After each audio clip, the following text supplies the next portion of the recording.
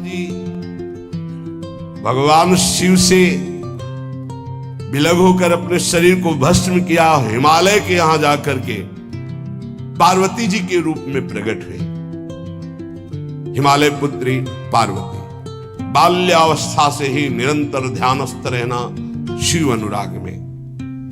जब किशोर अवस्था हुई, किसी से कोई संभाषण नहीं करती थी माता जी, हर समय भगवान शिव के ध्यान में निमग्न रहना, कठोर तप करना शुरू कर दिया। जो बिल्व पत्र सूख कर गिर जाते थे, माता जी उसको अपने मुख में रख करके पा लेती। एक बिल्व पत्र, अपर्णा, शरीर सूखने लगा। माता जी का नाम अपर्णा, भारी तपस्या। भगवान शंकर को एकदम बोध हुआ कि सती का जन्म पार्वती के रूप में हिमालय के यहां हो चुका है और वो हमारे लिए कठिन तपस्या कर रही है। तो सप्त ऋषियों को बुलाया और उनसे कहा कि जाओ इनके प्रेम की परीक्षा लो। जानते हैं, सब कुछ जानते हुए भी ये होता है। जैसे लोग कहते भगवान जानते अपने भक्त को, तो परीक्षा क्यों लेते हैं? तो पढ़ाया तो टीचर ने है, तो सालाना परीक्षा तो होगी ही कि तुम क्या पढ़े हो। ऐसे ही तुम्हारे प्रेम की परीक्षा होगी। तुम हरि को चाहते हो या हरि की रची हुई माया को? हरि की हुई रची हुई माया में आकर्षित हो गए तो 0 आ जाएगा। वो हरि की तरफ देखते रहे, माया से बच गए तो नंबर आ जाएंगे। 100 के 100 आते हैं यहाँ, 98 96 नहीं आते। 2 ही चैप्टर हैं, हरि पसंद कर रहे हो या हरि की माया। हर भक्त के सामने आता है तो प्रायः लड्डू ही खाने को मिलता है। बचता वही है जो मामे वे प्रपद्यन्ते माया में ताम तरंति थे, केवल हरि। पार्वती पहि जाई तुम प्रेम परीक्षा लेहु, गिरिहि पेरि पठयहु भवन दूरी करेहु संदेहु। हे सप्तऋषियों, जाओ, हमारी आज्ञा है, पार्वती की प्रेम की परीक्षा लो। यदि पास हो जाएं तो उनको तपस्या से निवृत्त करो। बोलो महादेव जी प्राप्त हो जाएंगे। जाओ भवन को चली जाओ, तपस्या की आवश्यकता नहीं। ऋषियों ने जाकर के पार्वती जी को देखा, मानो मूर्तिमान तपस्या विराजमान हो, अस्थिमात्र हुए रहे शरीर, सूखे पत्ते बिल्व के। मुनि बोले, हिमांचल नंदिनी, इतना कठोर क्या प्राप्त करना चाहती हो? किसकी आराधना कर रहे हो? तुम्हारा लक्ष्य क्या है? यदि हम सुनने के अधिकारी हों तो आप कृपा करके बता सकती हैं। पार्वती जी ने कहा, मन बड़ा सकुचाता है आपसे बताने में। आप लोग कहीं मेरी हंसी ना उड़ा दें जो मेरा लक्ष्य है। मैंने भी बहुत सिखाने की कोशिश की, लेकिन मेरा मन नहीं मान रहा, हठ पकड़ लिया है। क्योंकि मेरे गुरुदेव ने मुझे जो आकर के बचपन में बता दिया, मैं वही हृदय से स्वीकार कर ली। मनुहठ परा सुनई न सिखावा, चहत बारी पर भीति उठावा। नारद कहा सत्य सोई जाना, बिनु पंखन हम चाहि उड़ाना। मुनियो, वैसे आप भी हंस दोगे। ऐसा लगता है जैसे हम भारी प्रबल धारा में बालू का बांध बनाना चाहती हैं। कहां भगवान शिव और कहां मैं? मेरे गुरुदेव नारद ने बचपन में आकर के कहा, तुम्हारे पति देवाधिदेव महादेव होंगे। बस मैं तब से अपने पति की प्राप्ति की आराधना कर रही हूं। पता नहीं आप मेरी बात सुनकर हंसेंगे कि मानो बिना पंख के मैं आकाश को छूना चाहती हूं। ऋषि हंस पड़े और कहा, बात तो सही है, पर्वत से उत्पन्न हुई हो तो इसलिए तुम्हारी बुद्धि भी हमें लगता है जड़ ही है। नारद के उपदेश से आज तक किसी का घर बसा है? नारद के उपदेश से किसी का घर बसा है? अरे जिस जिसका उपदेश किया उसको बैरागी बना दिया, गृहस्थी तो बनाया नहीं। नारद उपदेश सुनकर किसी का घर बसा हो ऐसा तक प्रमाण नहीं है। देखो दक्ष के पुत्रों को उपदेश किया, 10,000 एक को 1,000 एक, लौट कर नहीं आए, सब बैरागी बन गए। चित्रकेतु को उपदेश किया, घर चौपट हो गया। प्रहलाद जी को उपदेश किया, पूरा हिरण्यकश्यप का नाश हो गया। नारद सिख जे सुनहि नर नारी, अवसि होई तजी भवनु भिखारी। हमारे गुरु नारद जी की जो सीख सुना बर्बाद हो गया, बाबा जी बन गया, भजनानंदी बन गया। वैसे हम बताएं, नारद जी हैं बड़े कपटी, ऊपर से साधु का चिन्ह है, अंदर से कपट। क्या कपट? उसके संसार का नाश कर देते, भगवान से जोड़ देते। मुझे नारद जी की बात कम समझ में आती है। ये उल्टा बोल रहे ऋषि परीक्षा के लिए, गुरु निष्ठा हटाने के लिए, समझ रहे हो? पार्वती जी ने कहा बचपन में मेरे गुरुदेव ने बता दिया, वही में नारद जी की बात। आज तक घर किसका? जो नर नारी नारद की बात सुने भवन त्याग करके भिखारी बन गया, प्रमाण है। उनके वचनों पर तुम विश्वास मान रही हो। महादेव जी को पति निर्गुण नीलाज कुबेश कपाली, अकुल अगेह दिगंबर ब्याली। नारद जी ने तुम्हें भगवान शिव को पति बिल्कुल निर्गुण समझो। निर्गुण को मतलब दूसरा भी अर्थ होता है और एक अर्थ होता है कि कोई गुण नहीं। नीलाज, नंगे धड़ंगे घूमते कभी कभी। दिगंबर, कोई लज्जा नहीं। कुबेश, भाई सुंदर मुकुट लगाए हो, पोशाक पहने हो, नहीं चिता की भस्म लगाए, मुंडों की माला पहने, बहुत बाघंबर डाल लिया, ये कुबेश है। कपाली, मनुष्य के मुंडों की माला। अकुल, आज तक कोई पता नहीं लगा कि किस कुल के हैं महादेव जी, क्योंकि सब कुलों के मूल है, मूल का मूल वही है, उनके मूल कोई है नहीं। आगे एक दीवाल नहीं है, 60,000 योजन का एक बरगद का पेड़ है, उसी के नीचे रहते। 60,000 योजन, 1 योजन 4 कोस, 1 कोस 3 किलोमीटर। कितना बड़ा वटवृक्ष? कैलाश में एक वटवृक्ष जिसके नीचे रहते 60,000 योजन का। 6 ऋतुएं शोभा देती उसी वटवृक्ष के। और कोई घर तो है नहीं महादेव जी के। और आभूषण भूल मत करना, बड़े बड़े विषैले सांपों का आभूषण कोई सोना चांदी नहीं पहनते महादेव जी। हमें लगता है ऐसा दूल्हा के लिए ऐसा तप। नारद जी ने ठग लिया तुम्हें, पागल बना दिया तुम्हें। देवादिदेव महादेव के सुनो, इन्हीं ने शिक्षा दी थी सती को। ऐसे बौरे पति मिले, आग में जाके शरीर भस्म करना पड़ा। इसलिए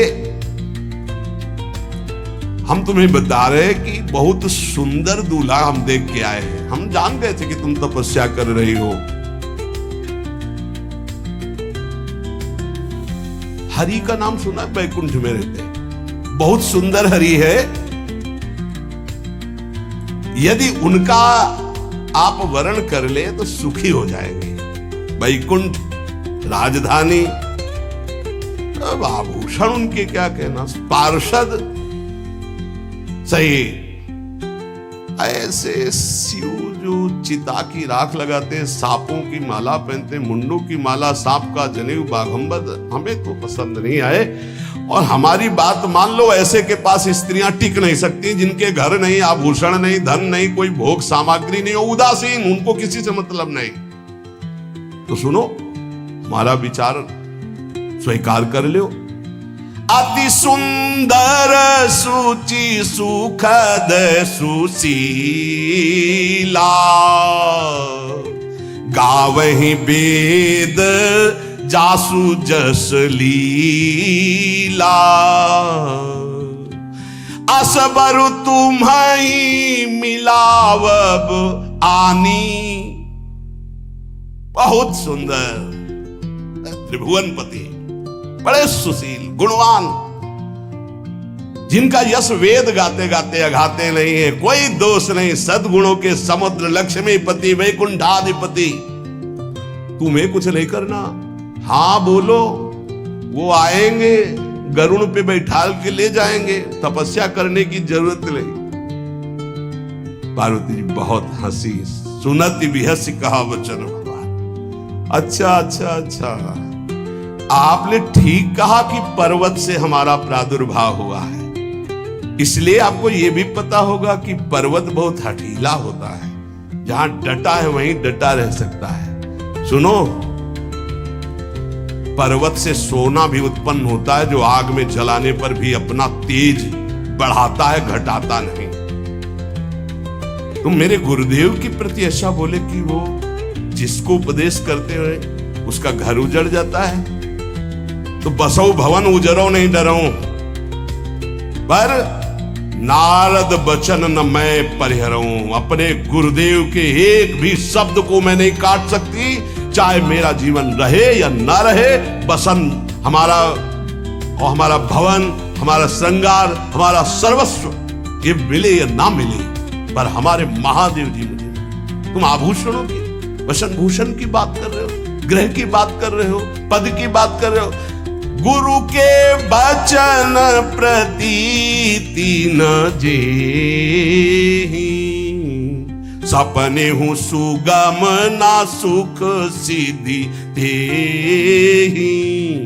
एक बात तुम्हें बता दूं सप्तऋषियों, जिसे अपने गुरुदेव के वचनों पर विश्वास नहीं, गुरुदेव का भरोसा नहीं, उसे कभी कोई सुख और सिद्धि कदा प्राप्त ही नहीं हो सकती।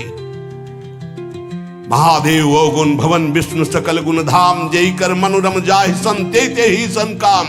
आपने बताया कि महादेव में कोई गुण नहीं है और विष्णु समस्त सद्गुणों के धाम है, मैं मानती हूं, लेकिन मेरा मन महादेव जी से रम गया है। अब तो केवल महादेव जी, पहले मिलते हो सलाह करते तो तुम्हारी बात सुनती, अब तो गुरुदेव नारद जी ने जो उपदेश किया वही मैं करूंगी। अब मैं जन्म संभुहित हारा, को गुण दूषण करे विचार। ये इष्ट निष्ठा होनी चाहिए। अब तो हमारा जन्म आराध्य देव के लिए, अब कौन गुण दोष का चिंतन करे। जन्म कोटि लग रगर हमारी, बरऊं शंभुनता रहूं कुमारी। करोड़ जन्म लूंगी, अगर इस जन्म में महादेव जी ने मिले तो करोड़ जन्म लूंगी, हर जन्म तब करूंगी, पर हमारे प्रीतम होंगे महादेव, पति होंगे महादेव। तजऊ न नारद कर उपदेशु, आपु कहाई सत बार महेशु। हजार बार आकर के, सैकड़ों बार आकर महादेव जी भी कहें कि अपने गुरुदेव के वचन छोड़ दो, तुम्हें अपने गुरुदेव के वचनों का त्याग करने वाली नहीं। आप जा सकते हैं, बहुत जगत में कुंवारी कन्याएं और कुंवारे वर हैं, उनका ब्याह करा दीजिए। मेरी तो केवल एक ही बात रहेगी, हर जन्म महादेव जी के लिए। समस्त सप्तऋषियों ने साष्टांग दंडवत की और कहा, जगदम्बा आप नित्य शिव की अर्धांगिनी, भगवान शिव ने ही मुझे भेजा था आपकी परीक्षा के लिए। जाओ, भगवान शिव सब जान रहे हैं, ब्याह पक्का, अब आपको तप करने की जरूरत नहीं है।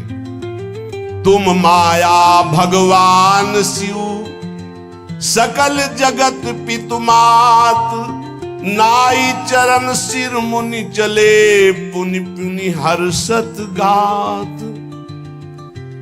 प्रणाम करके सप्तऋषि गए, हिमांचल से कहा, सादर अपनी कन्या को लिवा लाओ और ब्याह की तैयारियां शुरू करो। महादेव जी ब्याह के लिए पहले से ही राजी हैं और समस्त देवता, ब्रह्मा जी आदि उनके पास जा रहे हैं प्रार्थना करने के लिए।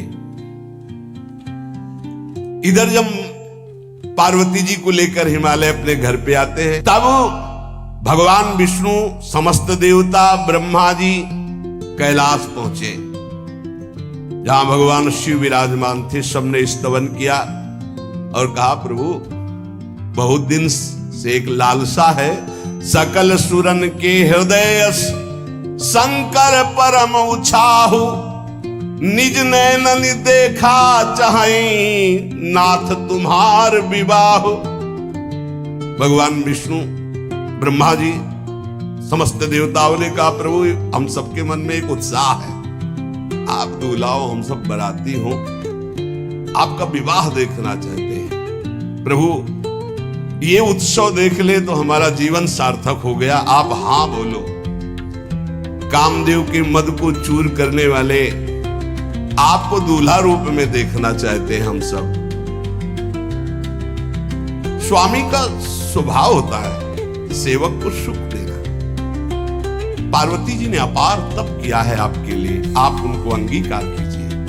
भगवान विष्णु ब्रह्मा जी की प्रार्थना सुन करके भगवान शिव जी ने कहा, तथास्तु, ठीक है, ब्याह पक्का। देवताओं ने नगाड़े बजाए, फूलों की वर्षा होने लगी, देवाधिदेव महादेव की जय के नारे कैलाश में गूंजने लगे। सप्तऋषि भगवान शिव के पास आए, कहा, प्रभु बड़ी अनन्य है पार्वती जी, आपकी अखंड प्रेम है। हमने बड़ा छल करके उपदेश किया, लेकिन उन्होंने कहा कि मैं नारद जी का उपदेश नहीं त्याग सकती, करोड़ों जन्म लूंगी और हर जन्म महादेव जी के लिए। भगवान शिव जी की आंतरिक वृत्ति जो पार्वती जी की प्रीति की है, उसे कोई नहीं जानता। बहुत विरह में रहे, ऐसा न समझे कि देवाधिदेव महादेव जी परम उदासीन है, नहीं। सती जी के वियोग में बड़ी विचित्र दशा महादेव जी की हुई थी। सप्तऋषि फिर गए पार्वती जी के पास और कहा, अभी बीच में घटना घट गई, कामदेव गया था, महादेव जी की समाधि को भंग किया, तो महादेव जी ने कामदेव को भस्म कर दिया, तो अब ब्याह का मतलब क्या रह गया।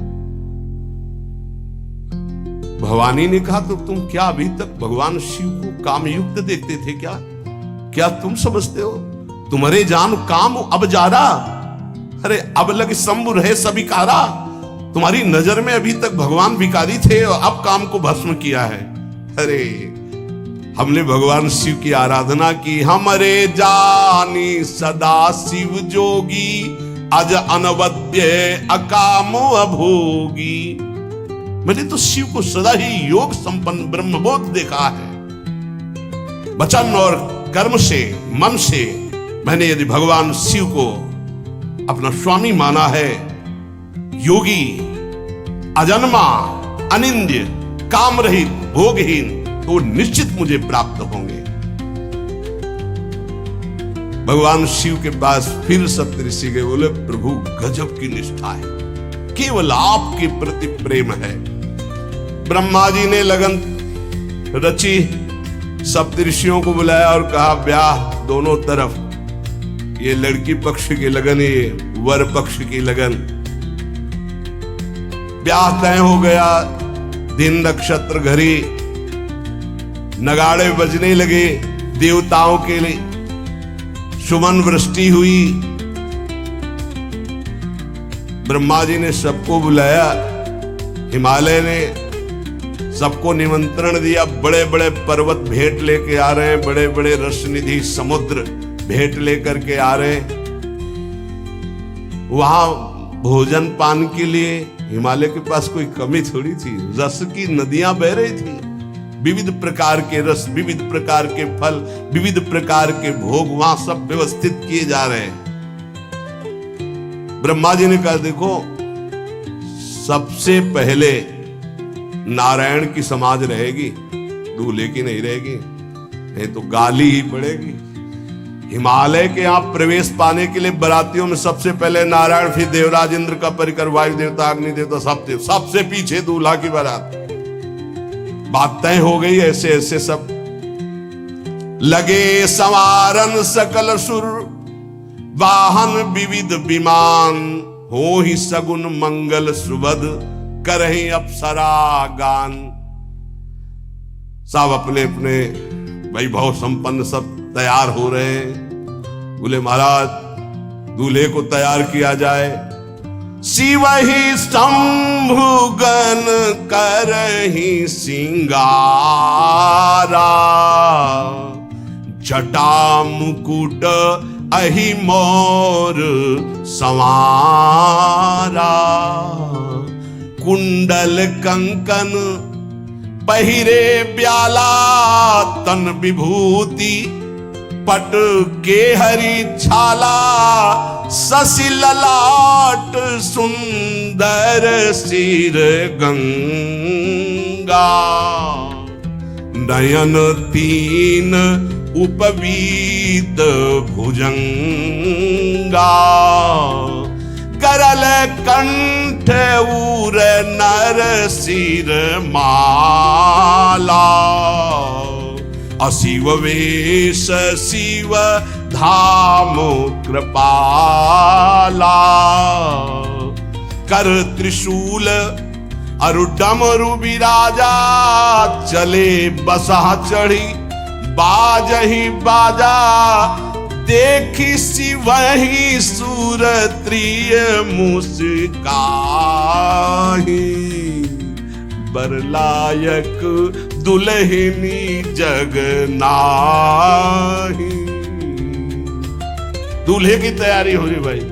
चिता की भस्म, चिता की भस्म, इसे पाउडर ले गए। पहले चिता की भस्म लगाई गई, अब जटाएं बांधी गई। जटाएं से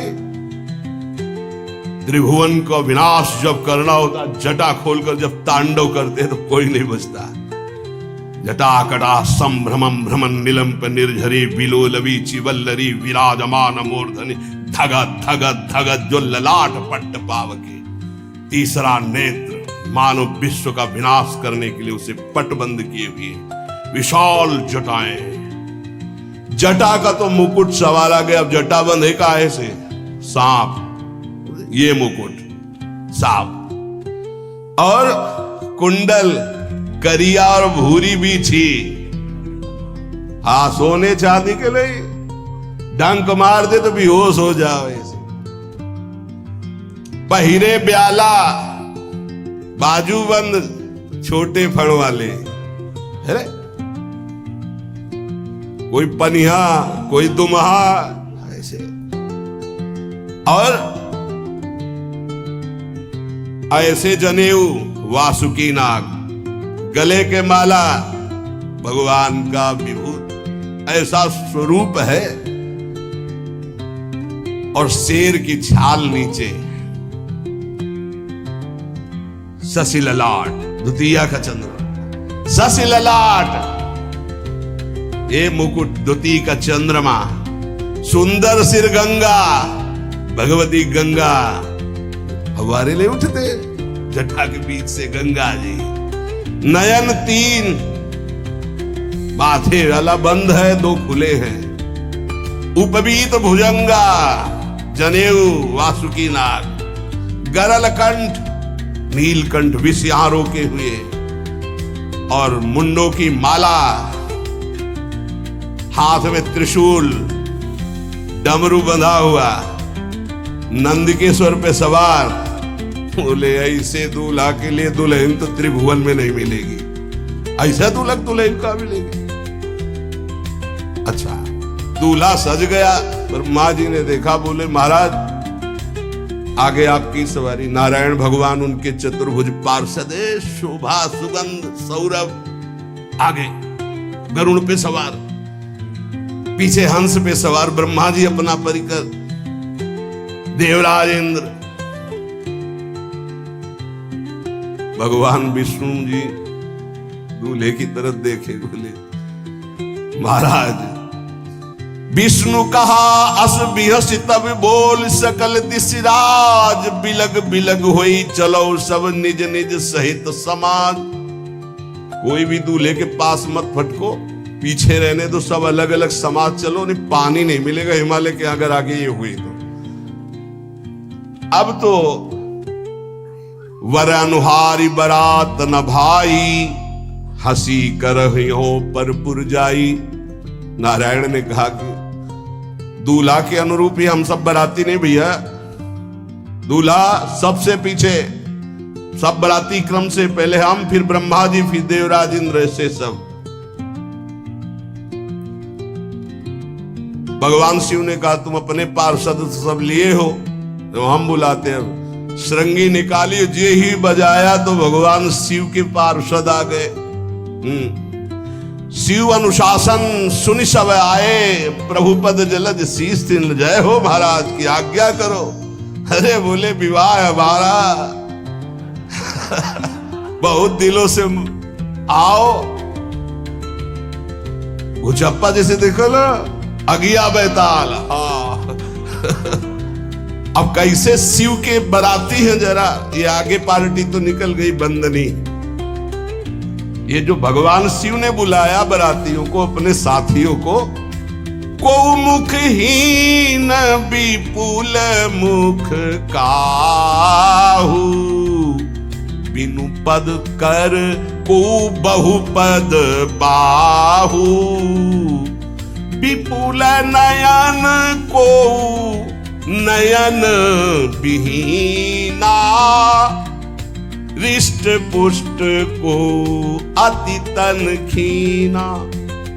किसी के एक को मुख नहीं, केवल मांस ही का पिंड है, और किसी के पूरे शरीर में मुख ही मुख है। किसी के एक भी हाथ पैर नहीं है, लुढ़कता चल रहा है, और किसी के बहुत से हाथ पैर हैं। किसी के नेत्र नहीं है, किसी के बहुत नेत्र हैं। बड़ा विचित्र। किसी के हड्डी हड्डी है तो कोई बहुत मोटा है, कोई बहुत पतला है। तनखीन को अति पीन, पावन को अपावन, गति धरे भूषण कराल, कपाल कर सब सद्य सोनित तन भरे। खरस्वान सुमर सुकाल, मुख गन भेष अगणित को गने, बहुजिनस प्रेत पिशाच जोगी, जमात वर्णत नहीं बने। पिशाचिनी खून लपेटे नाच रहे। भगवान शिव का विवाह। और भूत और किसी के सुअर के मुंह, किसी के कुत्ता के मुंह, किसी के गधा के मुंह। बड़ा विचित्र भेष भगवान के शिव के पास। नाचहि गावै गीत, कौन अप्सरा गंधर्व नहीं, परम तरंगी भूत हो।